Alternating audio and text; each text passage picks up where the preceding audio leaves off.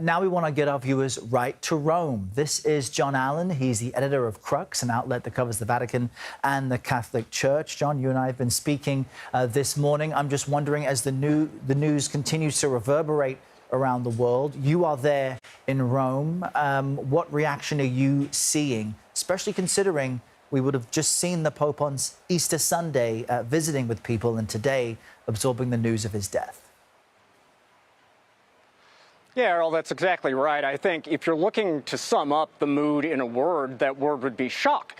You know, yesterday, as you say, we watched this triumphant return of Pope Francis to his stage here in St. Peter's Square, where we had not seen him in the Pope-mobile since that 38-day hospitalization in Rome's Gemelli Hospital to fight that double pneumonia from which he was suffering.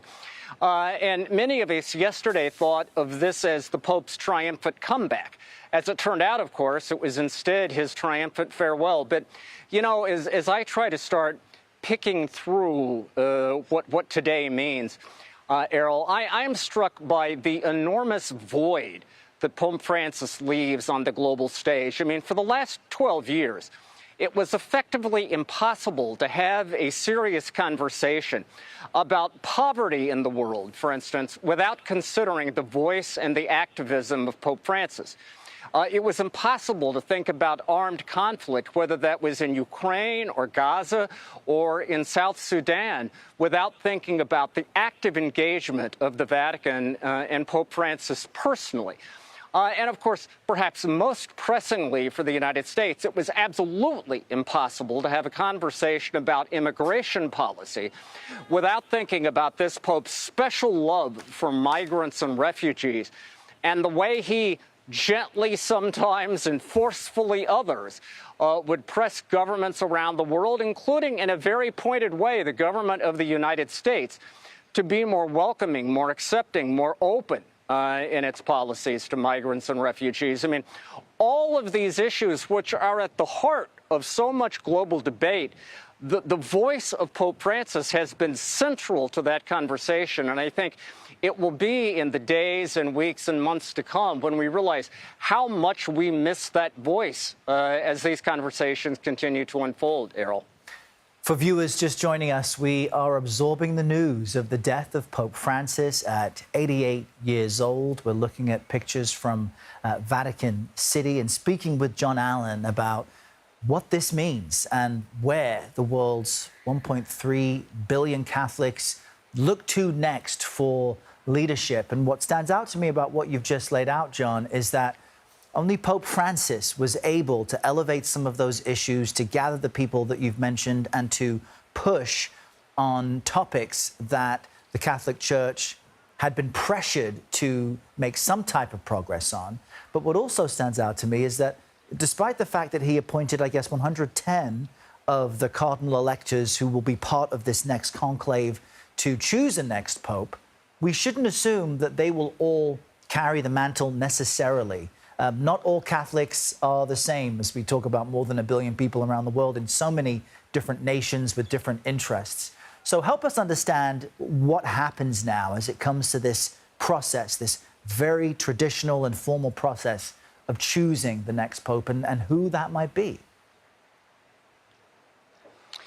Well, Errol, let me give you 2 bits of Italian wisdom about conclaves to set the table for this discussion. Okay. Number 1 is he who enters a cardinal as a pope exits as a cardinal.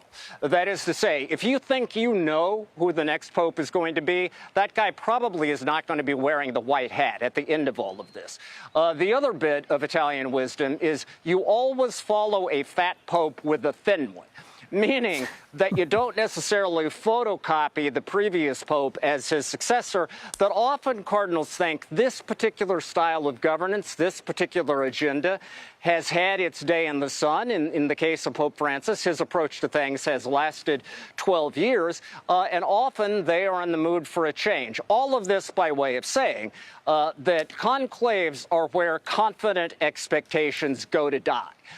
So what is going to happen now, and it's happening already, is the cardinals, even though I don't believe they have yet formally been informed of the Pope's death, they clearly, obviously know that it has happened.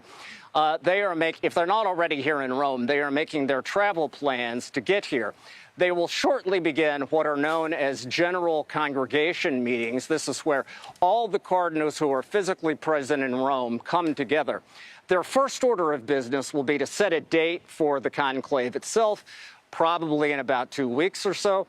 After that, they will go through the actual rules for the conclave in painstaking fashion. But once that sort of procedural business is done, then these cardinals will begin talking about the issues facing the church. And in a very pointed way, what is the profile of the kind of man they need to pick up the pieces after the Francis papacy and to move forward? And as your previous guest indicated, one of the dynamics of this conclave that makes it so difficult to handicap is that these cardinals who will be coming together, many of them are strangers to one another. It was such an idée fixe, if you like, of Pope Francis to name cardinals from the global peripheries, from places that had never had cardinals before. Many of them are not old Roman hands. They are not well known to their brother cardinals. So these days that the cardinals will have together before the conclave are going to be critically important in forming acquaintances, but also forming alliances that might shape an electoral consensus. Let us remember that the conclave is the world's oldest democratic exercise. You know, we always say the Catholic Church is not a democracy, but in this one moment, you actually need votes. And the Electoral College is composed of these 138 cardinals who will be gathering here and before long filing into the Sistine Chapel to make the most important choice of their lives. We will all be watching. My advice is don't think you know in advance what's going to happen. Buckle up, folks, because the skies may get a little bumpy from here. That's really insightful, and this will be happening behind closed doors. They are sworn to secrecy. This will not be live streamed. There won't be people live blogging or live tweeting the discussions. And so you're so helpful in helping us understand the contours then of how those conversations might go. I also think it's remarkable that they're all strangers to each other. So to some extent, they're joining for this kind of mournful event, but then also learning and meeting other cardinals from around the world. When it comes to the United States, one thing that Nora O'Donnell mentioned to me a short time ago, she, of course, had that one-on-one with Pope Francis last year, was that in the United States, about 20% of the public identifies himself as Catholic, and those numbers are dwindling. So as each of these cardinals comes forward and discusses issues facing the church, when it comes to declining, associations and membership, to use a lack of a better term, how might that factor into decisions that need to be made? Because in some part of the world, the inclusion of LGBTQ people and the elevation of women might increase numbers, but in other parts of the world, that might keep people away. So how might those conversations go? Well, Errol, let me give you one piece of math that I think may be helpful for Americans in thinking about all this. Yeah. There are 1.3 billion Catholics in the world and roughly 65 million or so in the United States. What that means is American Catholics are exactly 6% of the global Catholic population. Put differently, 94% of the Catholics in the world are not Americans.